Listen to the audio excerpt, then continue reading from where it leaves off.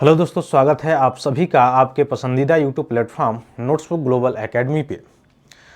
आज हम लोग बात करेंगे जो साउथ में कह रहा हूँ, जो मिडिल ईस्ट एशिया है या पश्चिमी एशिया है, उसमें जो तनाव जो 28 फरवरी के आसपास से शुरू हुआ और लगभग 3 सप्ताह बीत चुके हैं और यह तनाव बढ़ता ही चला जा रहा है।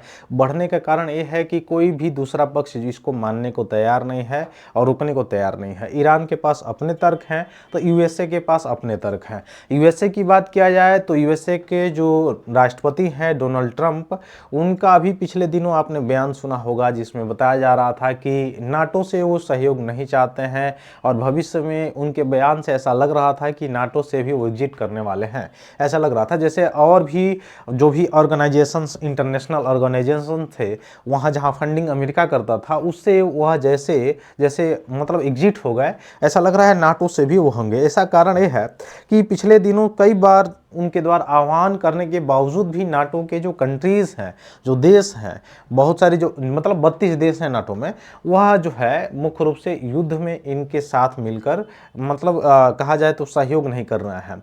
तो सहयोग नहीं कर रहे हैं, क्यों नहीं नाटो आगे आ रहा है, इसके पीछे भी एक कहानी है। आपने देखा होगा कनाडा जो है चुप है, क्यों जो है यूरोपियन बहुत सारे कंट्री जो है वो चुप हैं। उसका कारण कहीं ना कहीं यूएसए के जो राष्ट्रपति डोनाल्ड ट्रंप हैं वो है, वह पिछले दिनों जो टेरिफ के कारण या टेरिफ के मनमानी के कारण जो अलग अलग देशों पे जो फोड़े हुए थे टेरिफ बम, या उसके अलावा आपने देखा होगा कि अलग अलग देशों का नाम बदल देना, जैसे मैक्सिको की खाड़ी को अमेरिका की खाड़ी कह देना, मैक्सिको को अमेरिका का हिस्सा कह देना, ग्रीनलैंड को अमेरिका का हिस्सा कह देना।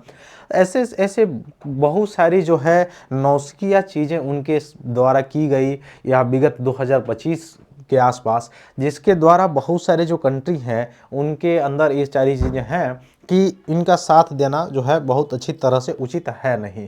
अब इनको मज़ा कहने का मतलब ये है, अब इनको समझ में ये आ रहा होगा कि हॉर्मुज जल संधि को जो बंद कर दिया गया है ईरान के द्वारा, जो जिसका प्रभाव पूरे ट्रेड पे पड़ रहा है, पूरे व्यापार पे पड़ रहा है, उससे कहीं ना कहीं अमेरिका को भी जाके यहाँ पे इफेक्ट पड़ रहा है ना। तो इफेक्ट पड़ने के कारण अब इनको जो है अलग अलग अगर दृष्टिकोण से देखा जाए तो आपको दिखाई देगा कि फारस की खाड़ी के आसपास जो है अलग अलग जो देश हैं, जैसे कतर हो गया, यूएई हो गया, सऊदी अरबिया हो गया, है ना, ये बहरीन हो गया, यहाँ पे इनके सैन्य अड्डे हैं। इवन तुर्की के पास भी सैन्य अड्डा है, इजराइल के पास भी, यूएसए का बेस है। और शुरुआत से ही ईरान जो हमला करता आया है, वह शुरुआत से ही उसका कहना है कि हम उसी जगह पे या उसी इंफ्रास्ट्रक्चर को नष्ट करना है या नष्ट करते हुए आए हैं जो यूएसए बेस्ड है, यानी यूएसए पे हम कार्रवाई कर रहे हैं। उसका कारण भी है यूएसए के द्वारा जो चीज़ें की गई और पिछले 2025 में भी जो की गई और वहाँ के मुख्य नेता को जो मार गिराया गया, वह मुख्य रूप से लाजमी है कि कोई भी देश ऐसा कर सकता है। दूसरी चीज़ जो वहाँ पे जैसे गैस एजेंसीज हो गए या गैस के टैंकर्स वाली जो एजेंसियाँ हो गई, वहाँ पे मुख्य रूप से जहाँ से नेचुरल गैसेज लोडेड होती हैं या उत्पादन होती है और वहाँ से जो है अलग अलग देशों को जाती हैं, वहाँ पर भी पिछले दिनों जो है यूएसए या इजराइल के द्वारा आप कह सकते हैं अटैक हुआ है। अटैक में वहाँ के जो एक सुरक्षाकर्मी है, ये वहाँ मुख्य रूप से अंतरिम रूप से उसको भी मतलब वह भी वहाँ पे मृत्यु हो गया है उसका भी। इसके द्वारा आपने देखा होगा यूएई कतर के द्वारा भी बयान आया था कि यह निंदनीय है घटना। इवन यह जो घटना हम लोग पढ़ने जा रहे हैं वह इजराइल के जो प्रधानमंत्री हैं, प्राइम मिनिस्टर हैं नेतन्याहू, उनको मुख्य रूप से अगर आप देखेंगे कि टारगेट किया जा रहा है, जो ईरान के मिलिट्री है उसके द्वारा टारगेट किया जा रहा है कि अगर वो जिंदा रहेंगे तब तक हम लोग जो है, जो ईरान रेवोल्यूशनरी गार्ड है उसका बयान आया है कि तब तक हम उनको टारगेट करते रहेंगे, क्योंकि असली दुश्मन हमारा वही है। और वो सपोर्टेड किस पे है? यूएसए पे। यूएसए उनका सपोर्ट कर रहा है, पूर्ण रूप से सपोर्ट कर रहा है। अच्छा, 1964 के दशक में अगर आपको दिखाई देगा कि जॉर्डन हो गया, यूएई हो गया और भी आसपास के कुछ कंट्री हैं जो क्या करते हैं, उनको मतलब इजराइल को मान्यता देते हैं एक देश के रूप में, है ना। उसके बाद से फिलिस्तीन इजराइल वह चलता रहता है, फिर इजराइल हमास चलता है, इजराइल लेबनान चलता है, इजराइल सीरिया चलता है, उधर धीरे धीरे एक्सपेंडेड भी होता जाता है। जॉर्डन से भी एक समय थी कि जॉर्डन से भी उसका कंसर्न हुआ करता था।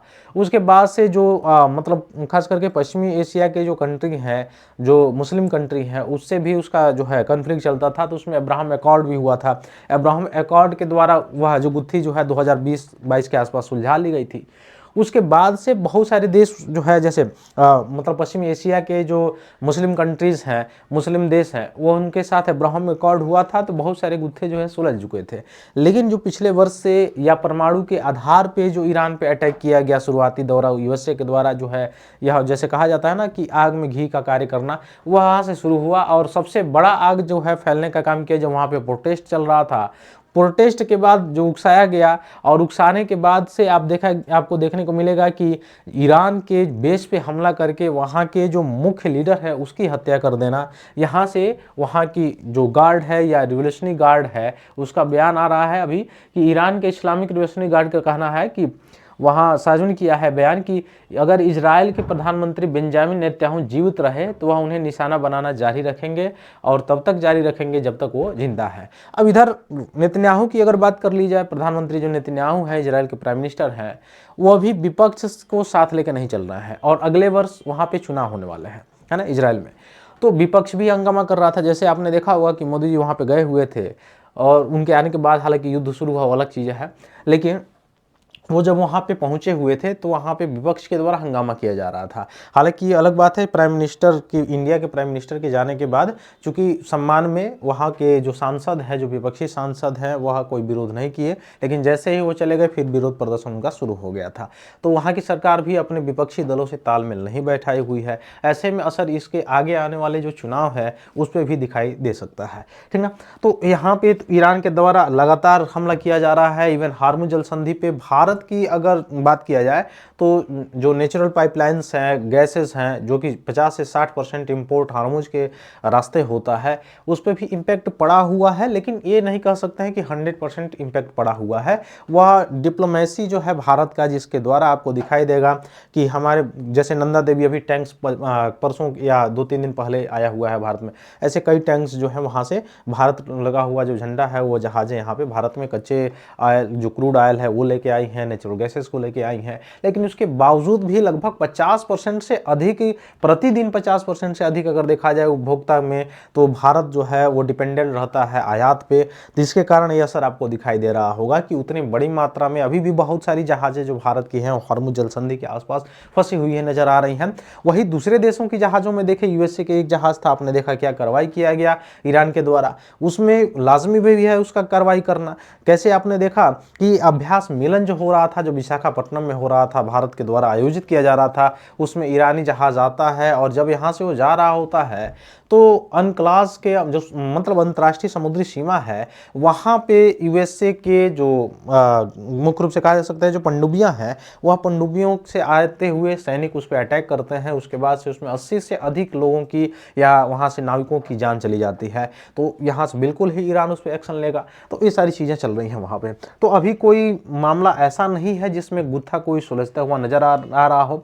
हालांकि बार बार ये दावे किए जा रहा है यूएस के प्रेसिडेंट डोनाल्ड ट्रंप के द्वारा कि नहीं, इस मामले में हम कंसर्न है और जल्द ही निर्णायक युद्ध की तरफ जाएगा, जल्द ही निर्णायक जो है मामले की तरफ हम चलेंगे और निर्णायक मामला होगा। हालांकि यह कहते हुए बयान उनका कोई नया बात नहीं है। इन्होंने 2022 से चले आ रहे हैं जो युद्ध यूक्रेन और रशिया के बीच हो रहा था, उस पर भी बयान इनके द्वारा दिया गया और बार बार दिया गया कि नहीं, यूक्रेन और रशिया का जो युद्ध है ये अंतिम पड़ाव पे है और बिल्कुल इसे खत्म कर दूंगा जब भी मैं सत्ता में आऊँगा। सत्ता में आने के बाद भी बहुत ज़्यादा प्रयास किए जाते हैं और किस तरह से किया जाता है, एकांत प्रयास किया जाता है, उसके बावजूद भी डराया जाता है, धमकाया जाता है। यूक्रेन के राष्ट्रपति को कैसे धमकाया जाता है व्हाइट हाउस में, उसके बाद भी यह गुत्थी सुलझी नहीं, अभी तक चलती चली आ रही है। और रही बात ईरान की, तो ऐसा कोई असर दिखाई देता हुआ नजर नहीं आ रहा है अभी हाल फिलहाल में कि यह कभी यह जो युद्ध है या यह जो अशांति है वह 5 या 7 दिन या 4 दिन में निपट जाए, ऐसा कोई नजर आता हुआ नजर नहीं आ रहा है।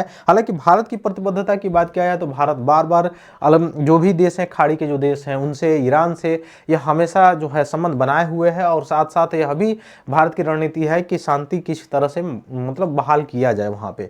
लेकिन वही बात होती है कि एक की ओर शांति बहाल करने की अगर कोई कोशिश किया जाए दूसरा वो और शांति चाहता नहीं है अगर कोई व्यक्ति, तो वहाँ शांति जल्दी से मिल नहीं पाती है। तो ये सारी चीज़ें हैं। हालांकि यह युद्ध लंबा खींचने वाला है और यह युद्ध जितना लंबा खींचता हुआ चला जाएगा उतना ही बड़ा असर पड़ेगा भारत जैसे देशों पर भी और अन्य खाड़ी देशों पर भी असर पड़ेगा और बहुत सारे वैश्विक अर्थव्यवस्था पर भी असर पड़ने वाला है। उसके बाद से आपको ये भी दिखाई दे देगा कि बहुत सारे रेमिटांस जो है, सबसे ज़्यादा रेमिटांस आपको पता है कि यूएसए से आता है। सेकंड नंबर पर जो रेमिटांस है भारत का, जो कि चालू खाता में आपको ऐड होता हुआ दिखाई देता है, वह कहाँ से आता है? वो यूएई से आता है, ठीक ना। तीसरा यूके से आता है, ठीक ना। फिर ऑस्ट्रेलिया से आता है। तो ये जो रेमिटांस आते हैं उस पर भी असर पड़ेंगे, है ना। वहाँ पे जो काम करने गए हुए जो व्यक्ति हैं भारत से, जो जाके वहाँ पे श्रमिक हैं, जो श्रमिक वर्ग के लोग हैं, जो कंपनियां हैं जो जाके काम करती हैं, उनके वित्त पर भी असर पड़ेगा, जिसके कारण भारत के जीडीपी पर भी असर पड़ेगा या नेशनल इनकम पर भी क्या होगा? असर पड़ेगा। जीडीपी ग्रोथ पे भी यहाँ असर पड़ता हुआ दिखाई देगा अंततः। उसके बाद से अगर देखा जाए तो जीडीपी में तो असर दिखाई देगा, साथ साथ जीवन प्रत्याशा में देखा जाए, अगर देखें आप जीवन प्रत्याशा में, वहाँ पर भी आपको कहीं ना कहीं यहाँ पे डिक्रीजिंग होते हुए दिखाई दे देगी।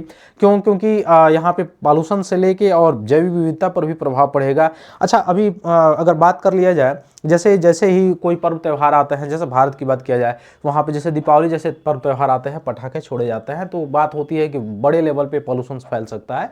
ये बात सही भी है, पॉल्यूशन बड़े लेवल पे फैलता भी है, लेकिन उसमें प्रतिबद्धता जताई जाती है कि ऐसी प्रतिबद्धता होनी चाहिए, वैसी प्रतिबद्धता होनी चाहिए ताकि पॉल्यूशन ना मतलब फैले, ग्लोबल वार्मिंग ना हो। ग्लोबल वार्मिंग नहीं होगा तो आने वाले समय में सभी सुरक्षित रहेंगे, तटीय देश भी सुरक्षित रहेंगे। लेकिन क्या एक पटाखों से बड़ा अगर आप देखेंगे तो वैश्विक स्तर पे आपको सूडान हो गया, साउथ ईस्ट एशिया हो गया, थाईलैंड कंबोडिया हो गया, इवन रूस यूक्रेन हो गया, इवन आपको मध्य एशिया में दिखाई दे रहा है, पश्चिमी एशिया में, यह बैलिस्टिक मिसाइल्स हो गया, क्रूज मिसाइल हो गया। इसके द्वारा जो लगातार पिछले 3-4-5 वर्षों से जो युद्ध चल रहा है, इनका विस्फोटक जो प्रभाव है, क्या इससे ग्लेशियर्स नहीं पिघलेंगे? क्या इससे ग्रीन हाउस इफेक्ट नहीं होगा? कहाँ पे है वो इंटरनेशनल ऑर्गेनाइजेशन, कहाँ पे है वो इंटरनेशनल जो शक्तियाँ जो हैं, जो बार बार ये कह रही थी, प्रतिबद्धता दोहरा रही थी कि भारत को या अन्य जो डेवलपिंग कंट्री है उनको अपने इमिशन को इतने स्तर तक कम करना है, इतने स्तर तक कम करके ग्लोबल वार्मिंग को बढ़ने से रोकने में कामयाब होना है, काम करना, नेशनल डिटरमाइन